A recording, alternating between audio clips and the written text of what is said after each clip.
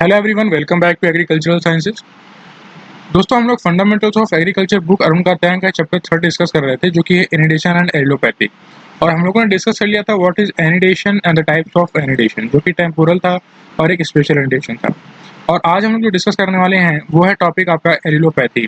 तो आज डिस्कस करेंगे एरिलोपैथी के बारे में डिस्कस डिटेल में और उसके टाइप्स के बारे में भी। देखिए, पहले समझते हैं हम लोग एरिलोपैथी क्या है। एरिलोपैथी से समझने से पहले आप एक ओवरव्यू लीजिए कि एरिलोपैथी वर्ड क्या डिफाइन करता है। मतलब यूं कहें कि आपको वर्ड से समझना है कि इसकी डेफिनेशन क्या है।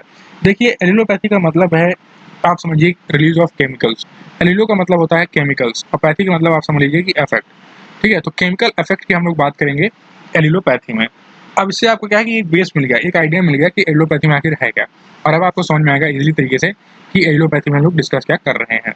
देखिए दोस्तों, ये एलिलोपैथी में ये बताया गया है कि देखिए, जब हम दो क्रॉप्स को उगाते हैं या मान लीजिए कि सीक्वेंशियल क्रॉपिंग करते हैं या फिर इंटर क्रॉपिंग करते हैं, तो कभी कभी ये होता है कि इस तरह के क्रॉप्स का लोग चुनाव कर लेते हैं जिससे कि कुछ रिलीज ऑफ केमिकल होता है, मतलब कि केमिकल्स का एक्सुडेशन होता है। और वो केमिकल्स आपके ऐसा नहीं है कि वो यूजफुल केमिकल हैं, वो टॉक्सिन्स होते हैं। और जो टॉक्सिन्स होते हैं वो आपको हार्मफुल इफेक्ट जरूर देंगे। तो ये क्या होता है कि जो फर्स्ट क्रॉप है वो कुछ एक्सुडेशन ऑफ केमिकल्स करेगी, रिलीज ऑफ केमिकल्स होगा उनसे, और जो सेकंड क्रॉप है उसको वो अफेक्ट कर देंगे, उनके ग्रोथ को हैम्पर कर देगी। तो इस तरह का इफेक्ट जब देखा जाता है तो हम लोग उसे बोलते हैं एरिलोपैथी। आई होप आप समझ गए हैं एरिलोपैथी क्या है। अब देखिए, जो मैंने आपको बताया कि जो रिलीज ऑफ केमिकल होता है ये कहाँ से होता है, रूट से होता है। एक और तरीका है कि एक बार रूट से होता है, ये तो डायरेक्टली हो गया आपका। और इनडायरेक्टली जो हम बात कर रहे हैं यहाँ पर, वो कैसे होगा। देखिए, क्या होता है कि कुछ क्रॉप्स में डायरेक्टली तो एक्सुडेशन नहीं होता है इन केमिकल्स का, वो होता है इनडायरेक्टली। अब इनडायरेक्टली कैसे होता है, इनडायरेक्टली होता है आपका जो प्रिकर्सर्स, मतलब कि जो क्रॉप रेसिड्यूज हैं आपके क्रॉप के, ठीक है, प्रिकर्सर्स ऑफ क्रॉप्स हैं, जो जैसे कि क्रॉप रेसिड्यू है। तो क्रॉप रेसिड्यू जब फील्ड पर आप हार्वेस्ट करने के बाद वहाँ पर छोड़ देते हैं, ठीक है, तो क्या होता है कि वो वहाँ पर डिकम्पोज होते हैं। और डिकम्पोज होने पर क्या होता है कि जो माइक्रो ऑर्गेनिजम्स जो प्रेजेंट हैं सॉइल में, वो उसको डिकम्पोज करने में उसकी मदद करते हैं। और वो जो वहाँ पर टॉक्सिन है, वो क्रॉप जो रेसिड्यू में प्रेजेंट है, वो एक समय क्या होता है, इनएक्टिव सब्सटेंस होता है। ये माइक्रो ऑर्गेनिज्म की हेल्प से उस टॉक्सिन को एक्टिव सब्सटेंस बनाने में मदद मिलती है। मतलब कि जो वहाँ पर केमिकल्स तो है क्रॉप रेसिड्यू में, बट वो इनएक्टिव है। तो माइक्रो ऑर्गेनिजम्स उसको चेंज करते हैं एक्टिव सब्सटेंसेस में, और देन वो इफेक्ट अपना शो करता है, एलोपैथी इफेक्ट वाला। ठीक है, ये आप समझ गए हैं कि डायरेक्टली और इनडायरेक्टली का क्या मतलब है एलोपैथिक इफेक्ट में, कैसे डायरेक्टली इफेक्ट करेगा और कैसे इनडायरेक्टली इफेक्ट करेगा। देखिए, आपकी ग्रोथ को हैम्पर कर सकता है, जर्मिनेशन को, एस्टेब्लिशमेंट ऑफ क्रॉप्स के, आपके क्रॉप का। तो इस तरीके से आपके फील्ड क्रॉप्स को हैम्पर कर सकता है उसके ग्रोथ, जर्मिनेशन एंड एस्टेब्लिशमेंट को लेकर। अब बात करें कि कौन सी क्रॉप्स हैं ऐसे जिनमें कि ये देखा जाता है, एलोपैथिक इफेक्ट आपका पाया जाता है। देखिए, तो सूरजमुखी है, सॉर्गम है, आपका गेहूं है, वॉलनट है, कुकुम्बर है, पीच है, यूकेलिप्टिस है। ये तो बहुत, देखिए, इसका तो बहुत ही ज़्यादा नाम लिया जाता है कि यूकेलिप्टिस यदि आपने ग्रो कर दिया है तो फिर इसके बाद आप उस लैंड पर, उस पर्टिकुलर फील्ड पर आप फर्दर कल्टीवेशन नहीं कर सकते हैं किसी भी सीरियल्स का। इसके कई रीजन हैं। देखिए, पहली बात तो ये एलोपैथिक इफेक्ट बहुत ज़्यादा शो करता है, और दूसरा जो इसकी रूट्स हैं वो काफ़ी डीप जाती हैं, और इससे क्या है कि ये एब्जॉर्प्शन ऑफ वाटर बहुत ज़्यादा करता है। मतलब कि सॉइल से जो वाटर है जो सॉइल वाटर है उसको ये एकदम समझिए कि डिप्लीट कर देता है। तो इसलिए जो है यूकेलिप्टस को भी कहा जाता है कि काफ़ी ये हार्मफुल है, या यूँ कहें कि काफ़ी एलोपैथिक इफेक्ट प्रोड्यूस करता है। तो इस तरह के क्रॉप से आपको बचना है। और बचना क्या है, अब इसके लिए देखिए, अब जो इफेक्ट्स हैं, इस तरह की जो प्रॉब्लम्स आती हैं तो इनके सोल्यूशन ज़रूर होते हैं। और यही हमारे लिए सबसे प्लस पॉइंट होता है कि जब आपके पास सॉल्यूशन हो तो आप उससे बचाव कर सकते हैं, फिर चाहे जितना भी हार्मफुल इफेक्ट को प्रोड्यूस करता हो। देखिए, अब समझते हैं कि how to get rid of it, कैसे इसे बचा जाए। तो सबसे सिंपल तरीका ये है दोस्तों कि जब भी आप कोई भी एलोपैथिक इफेक्ट वाली क्रॉप ग्रो कर रहे होंगे, ठीक है, जैसे कि सनफ्लावर, सॉर्गम, तो क्या होगा कि आपको इसमें कुछ नहीं करना है। सिंपल क्या करना है, आपको 10 से 10 से 20 दिन तक, 10 से 20 दिन का आपको टाइम डिफरेंस देना है। इसको बोलेंगे आप लैप्स टाइम। क्या बोलेंगे आप इसको, लैप्स टाइम। ठीक है, तो ये आपको इतना जो है डिफरेंस आपको देना है। और अगर यदि आपने इतना टाइम डिफरेंस दे दिया तो फिर क्या होगा कि जो क्रॉप रेसिड्यू उसमें आपने फील्ड में छोड़ा है वो क्या होगा, धीरे धीरे डिकम्पोज होगा। और डिकम्पोज होगा तो वो आपके मिनरलाइजेशन भी करेगा आपके सॉइल का, और आपको एलोपैथिक इफेक्ट से भी बचाएगा।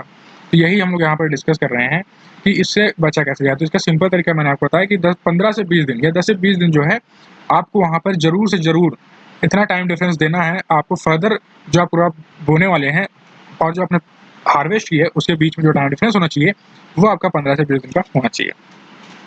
और इस दौरान जो आपका वहाँ पर क्रॉप रेसिड्यू होगा वो डिकम्पोज होगा, और ये आपके सॉइल को मिनरलाइजेशन देगा। और सॉइल नाइट्रोजन आपके लिए सब्सिक्वेंट जो क्रॉप होगी आपकी, जो फर्दर जो आप शो करने वाले हैं उसके नाइट्रोजन आपको मिल जाएगा आपके सॉइल में इस डिकम्पोजिशन की हेल्प से। अब बात करें टाइप्स ऑफ एलिलोपैथी के बारे में। देखिए दो तरह के एलिलोपैथी हैं, एक ट्रू एलिलोपैथी है, एक फंक्शनल एलिलोपैथी है। ठीक है, अब डिस्कस करते हैं सबसे पहले कि ट्रू एलिलोपैथी क्या है। देखिए एनिडेशन में हम लोगों ने बात किया था, वहाँ भी दो थे टाइप्स, यहाँ भी दो टाइप्स हैं। ऐसे आप इसको रिलेट करके पढ़ेंगे जो है तो आपको याद रहेगा। देखिए अब ट्रू एलिलोपैथी की बात करते हैं। देखिए ट्रू एलिलोपैथी की जब हम बात करें तो बहुत ही सिंपल तरीके से आप इसमें डिफाइन कर सकते हैं कि जब भी कोई भी हार्मफुल इफेक्ट प्लांट पर होगा, ठीक है, क्रॉप पर होगा, फर्दर जो नेक्स्ट क्रॉप है आपकी उस पर होगा, डायरेक्टली या इनडायरेक्टली, तो उसे हम बोलेंगे ट्रू एलिलोपैथी। आई होप आप समझ गए हैं क्या है ट्रू एलिलोपैथी। सेम वही एलिलोपैथी है, उसी को बस डिफाइन करना है आपको, बस हार्मफुल इफेक्ट वर्ड का यहाँ पे एडिशन कर देना है। अब बात करेंगे फंक्शनल एलिलोपैथी के बारे में, तो काफ़ी सिंपल है। ये जो देखिए ट्रू एलिलोपैथी आपका डायरेक्टली है, इनडायरेक्टली दोनों, बट यहाँ पर क्या है, जो फंक्शनल एलिलोपैथी है ये आपका यहाँ पर इनडायरेक्टली इफेक्ट होगा। कैसे होगा, वो जो मैंने आपको बताया था डिकम्पोजिशन के बाद जो इनएक्टिव सब्सटेंस बनेगा और फिर एक्टिव सब्सटेंस में चेंज हो जाएगा और फिर जो है वो इफेक्ट करेगा प्लांट को, वही इनडायरेक्टली है। चलिए समझते हैं बाय डेफिनेशन, फिर मैं आपको समझाता हूँ और इसी तरीके से। देखिए कह रहा है कि the harmful effect due to the exudation of chemicals indirectly to plants grown along with such that the precursor is released, it is converted into the active substances with the help of microorganism is known as functional allelopathy। तो I hope आप समझ गए होंगे। देखिए क्या है, कह रहा है कि जो एक्सुडेशन होगा केमिकल्स का रूट से, वो हार्मफुल इफेक्ट्स प्रोड्यूस करेंगे जो आपकी क्रॉप जो आपके उसके साथ आप बोना चाहते हैं, फर्दर जो आप ग्रो करना चाहते हैं, तो उस पर वो हार्मफुल इफेक्ट क्या करेगा, प्रोड्यूस करेगा। कहाँ से, इनडायरेक्टली इफेक्ट करेगा एक्सुडेशन ऑफ केमिकल से। एक्सुडेशन तो होगा केमिकल से, बट इनडायरेक्टली इफेक्ट करेगा। अब इनडायरेक्टली कैसे करेगा कि वो ऐसे करेगा कि जो प्रीकर्सर्स है, मतलब कि जो क्रॉप रेसिड्यूज हैं, वो क्या होंगे, डिकम्पोज होंगे।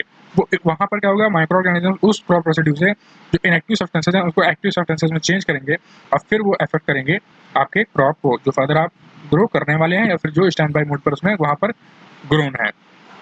इसे आप बोलेंगे फंक्शनल एलिलोपैथी।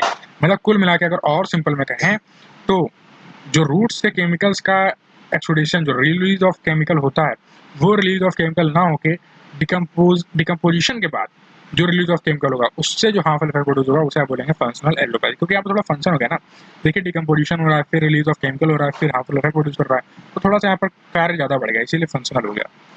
तो दोस्तों ये था आपका true functional allelopathy. I hope आप समझ गए हैं एलिलोपैथी क्या है और मैंने आपको बताया कैसे एलिलोपैथी का इफेक्ट प्रोड्यूस कर सकते हैं। तो यदि आपको वीडियो समझ में आ गया है, लेक्चर समझ में आ गया है अच्छे से, तो आप इसको लाइक करें, शेयर करें दोस्तों के साथ। और जो नेक्स्ट हम लोग डिस्कस करने वाले हैं वो डिस्कस करेंगे how to observe the allelopathy. Basically किन किन तरीकों से हम एलिलोपैथी इफेक्ट को ऑब्जर्व कर सकते हैं, ये डिस्कस करेंगे। यही हमारा नेक्स्ट टॉपिक है फंडामेंटल्स ऑफ एग्रीकल्चर में, इरिगेशन एंड एलिलोपैथिक चैप्टर में। दोस्तों ये है मेरा फेसबुक पेज प्रोफाइल, यहाँ पे रह सकते हैं, यहाँ अपनी क्वेरी पूछ सकते हैं, कुछ भी हो आपकी क्वेरी। इंस्टाग्राम यूजर नेम है, यहाँ तो मैं ज़्यादा एक्टिव रहता हूँ, यहाँ आप मुझसे पूछ सकते हैं। ये आपका टेलीग्राम चैनल ग्रुप है, आप ही के चैनल का, ये एग्रीकल्चर साइंसेज का। यदि आप इसको ज्वाइन कर लेते हैं तो यहाँ पर नोटिफिकेशन मिलते हैं और कुछ यहाँ पर स्टूडेंट्स से जो डिस्कशन चलता रहता है एग्रीकल्चर से रिलेटेड, तो वो भी आप यहाँ पर कंटिन्यू कर सकते हैं। तो thank you friends for your